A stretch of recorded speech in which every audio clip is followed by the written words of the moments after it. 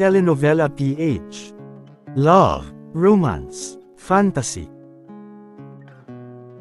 Kwentong aabot sa puso at imahinasyon. Episode siyang, ang unang marka. Maagang umaga, muling nagising si Althea sa tunog ng alarm. Pero ang pakiramdam niya, parang buong gabi siyang gising. Hindi pa rin mawala sa isip niya ang nangyari kagabi. Ang kaba, ang pakiramdam na may nakatingin kahit walang tao. Pagpasok niya sa school, mas maingay ang paligid. May bulungan sa hallway, may mga estudyanteng nagkukumpulan, may incident daw kahapon, sabi ng isang boses. Maintenance raw, pero parang hindi. Humigpit ang hawak ni Althea sa bag. Hindi ako dapat matakot, pilit niyang iniisip. Wala namang nangyari sa akin. Sa kabilang dulo ng hallway, pumasok si Lucas. Tahimik, gaya ng dati. Pero iba ang kilos niya ngayon. Mas maingat ang bawat hakbang. Mas mabilis ang mata. Napansin niya agad ang bagong gwardya sa pinto. 2 imbes na isa, may nagutos, malinaw sa kanya. Pumasok sila sa classroom. Umupo si Althea sa kanyang upuan. Pagbukas niya ng mesa, may nakita siyang sobra. Nanlamig ang mga daliri niya. Walang pangalan, walang sulat sa labas. Saglit siyang napatingin sa paligid. Walang nakatingin sa kanya. Dahan-dahan niyang binuksan ang sobra. Isang maliit na papel lang ang laman. Una pa lang ito, biglang bumilis ang tibok ng puso niya.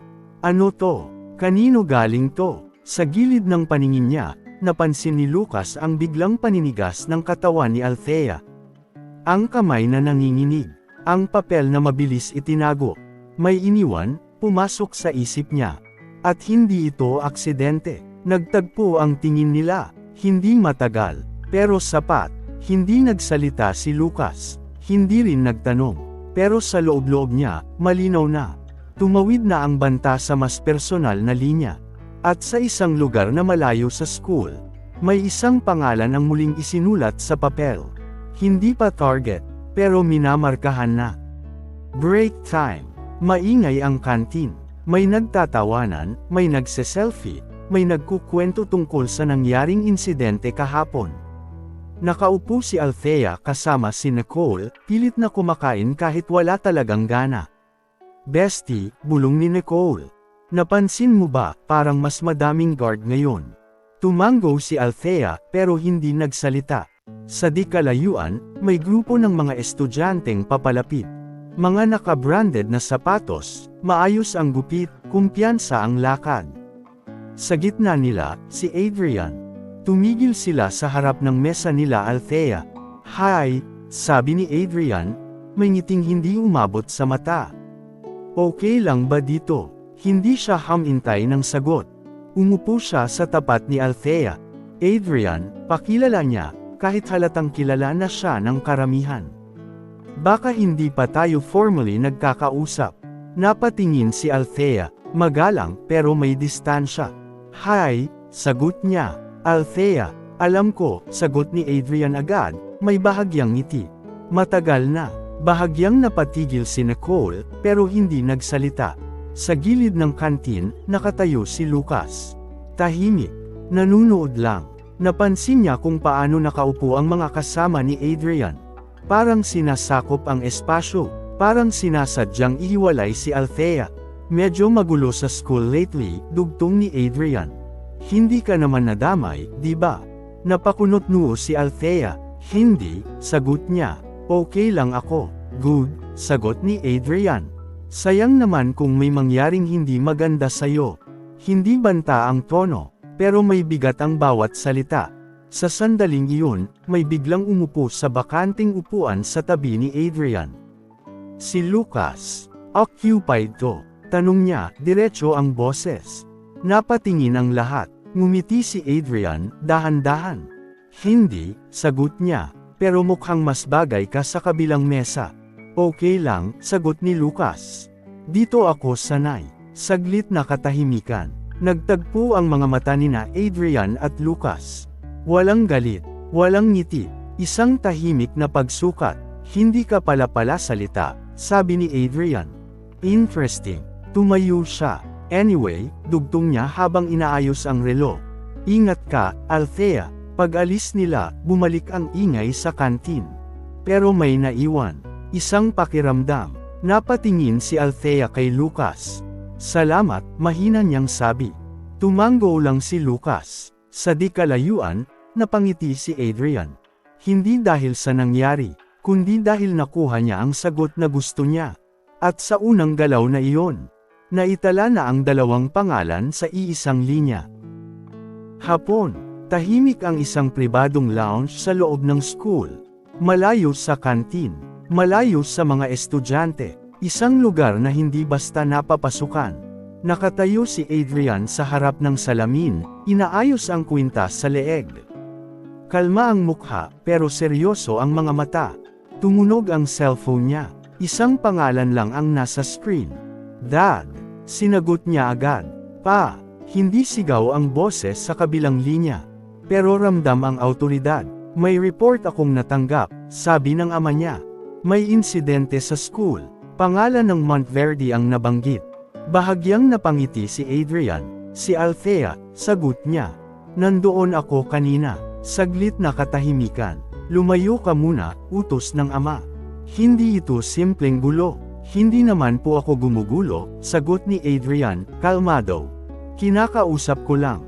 Ang Monteverde ay hindi basta-basta, babala ng ama. Lalo na ngayon. Huminga ng malalim si Adrian. Pa, sabi niya, hindi ba't mas maganda kung kilala natin ang galaw nila? Muling katahimikan. Anong ibig mong sabihin? Tanong ng ama. May bagong mukha sa paligid niya, sagot ni Adrian. Isang tahimik. Hindi ko kilala. Mag-ingat ka, mariing utos ng ama. May mga laban na hindi sa school dinadala. Ngumiti si Adrian. Hindi mayabang. Hindi rin takot. Hindi ko po sila lalabanan, sabi niya. Gusto ko lang malaman kung sino ang dapat bantayan. Napatingin siya sa salamin. Sa refleksyon, wala ang estudyanteng palabiro. Kundi isang binatang sanay sa kapangyarihan. Sabihan mo lang ako, dugtong ng ama. Kapag may gumalaw, ibinaba ni Adrian ang cellphone. Lumakad siya papunta sa bintana at tumingin pababa sa campus. Doon, sa gitna ng mga estudyante, nakita niya sina Althea at Lucas. Magkalapit, pero may pagitan. Interesting, bulong niya. Hindi dahil sa selos lang. Hindi dahil sa crush. Kundi dahil may pumasok sa eksenang hindi niya kontrolado. At sa mundo na sanay siyang nauuna. Ang hindi inaasahan. Ang pinakanakakangganyo. Samantala sa isip ni Lucas. Hindi ko kailangang tanungin kung sino siya. Sa paraan ng pagtayo niya. Sa kumpiyansa ng boses niya. Sa kung paanong sumusunod ang mga tao kahit hindi siya nag-uutos. Hindi ordinaryong estudyante si Adrian. Habang naglalakad kami palabas ng kantin, naramdaman ko pa rin ang presensya niya. Parang hindi umaalis kahit wala na siya sa likod ko. Hindi ito yabang, sabi ng instinct ko. Sanay siya, sanay na may espasyo ang pangalan niya. Sanay na pinakikinggan. Napansin ko rin kung paano niya tiningnan si Althea. Hindi lang paghanga, hindi rin simpleng interes. Parang pag-aangkin. At yun ang mas delikado. Sa hallway, huminto si Althea sandali para ayusin ang bag niya. Natural lang. Pero bago pa siya tuluyang tumigil, nakapwesto na ako sa gilid.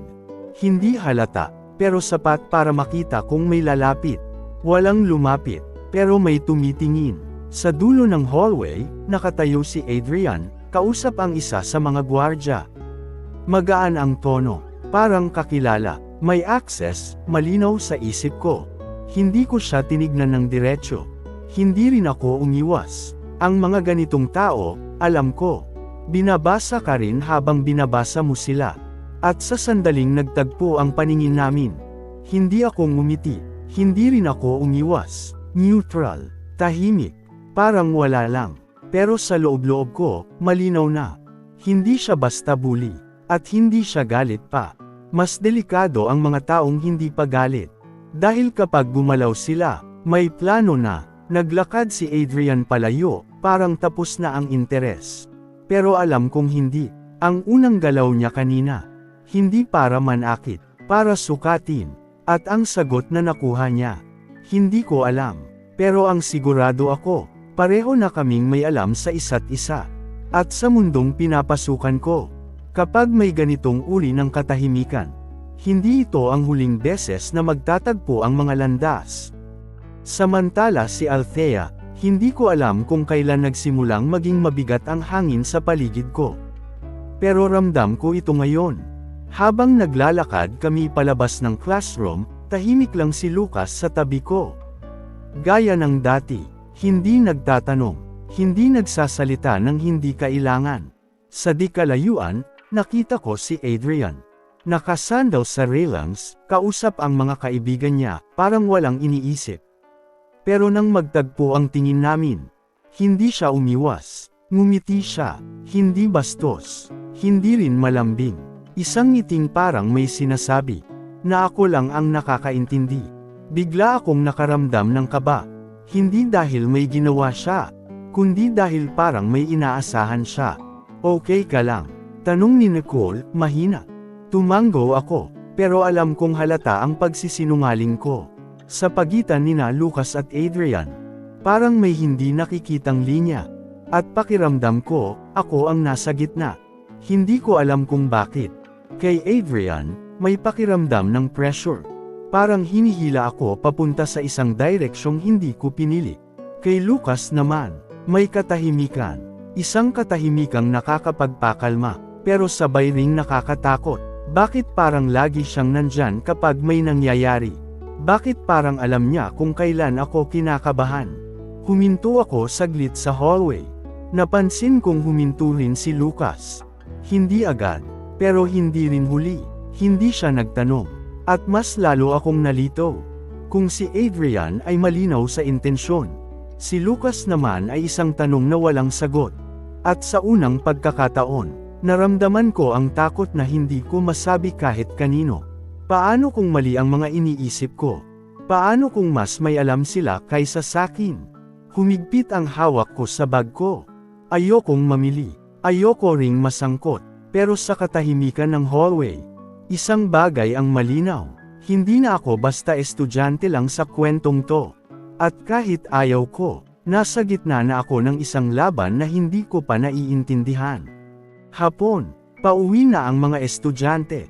Unti-unting luminipis ang tao sa hallway. Naglalakad si Althea kasama si Nicole, nagkukwentuhan ng pilit. Pero ramdam pa rin ang bigat ng araw. Mauna na ako sa kotse, sabi ni Nicole. May kukunin lang ako. Okay, sagot ni Althea. Naiwan siyang mag-isa sa dulo ng hallway. Althea, napalingon siya. Si Adrian, mag-isa. May sasabihin lang ako, sabi niya, may ngiting hindi niya gusto. Sandali lang. Kung tungkol to kanina, panimulan ni Althea. Lumapit si Adrian. Isang hakbang lang pero sapat para mapasikip ang espasyo. Relax, sabi niya. Hindi naman ako nananakit. Pero ang kamay niya, marahang humawak sa palso ni Althea. Biglang nanigas si Althea. Bitawan mo ko, mariing sabi niya. Ngumiti si Adrian, mas mababa ang boses. Bakit? Ayaw mo ba ng atensyon? Bago pa siya makasagot, bitawan mo. Isang malamig na boses ang pumagitna. Si Lucas, nakatayo sa pagitan nila, tahimik, diretso ang tindig. Huwag kang ang makialam, sagot ni Adrian, hindi umaalis ang kamay. Hindi sumigaw si Lucas, hindi rin nagbanta. Dahan-dahan niyang inalis ang kamay ni Adrian sa palso ni Althea. Kontrolado, eksakto, parang sanay. Hindi, sabi niya, usapang respeto to. Saglit na katahimikan. Nagtagpo ang mga mata nila. Walang ngiti, walang galit, pero may apoy. Isang iglap lang ang sumunod. Isang mabilis na galaw, isang pagtulak, isang pag-ikot ng katawan, bago pa makapagsalita ang sinuman. Nakasubsob si Adrian sa pader, hawak ang balikat. Tahimik ang paligid. Napasinghap si Althea. Lucas, napabulong siya. Huminga ng malalim si Lucas. Binitiwan si Adrian. Umalis ka, malamig niyang sabi. Dahan-daang tumuwid si Adrian. Hindi siya galit. Ngumiti siya. Ngiting may pangako. Interesting, sabi niya habang inaayos ang suot. Ngayon malinaw na. Lumakad siya palayo, saka huminto. Hindi pa to tapos, dagdag niya. Dahil kapag ikaw ang pumagitna. Sandaling tumingin kay Althea, mas lalong nagiging personal. Umalis siya. Nanatiling tahimik si Lucas. Okay ka lang? Tanong niya, humarap kay Althea. Tumango si Althea, pero nanginginig pa rin ang kamay. Salamat, mahina niyang sabi. Tinitigan siya ni Lucas. Parang may gustong sabihin. Pero pinigilan ang sarili. Sa di kalayuan, may isang taong nakasaksi sa lahat.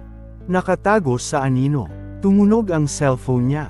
Isang mensahe ang ipinadala. Confirm. Ang anino ay gumagalaw dahil sa kanya. Bumalik ang tingin kay Lucas. At sa unang pagkakataon, ang lihim ay tuluyan ng nabasag.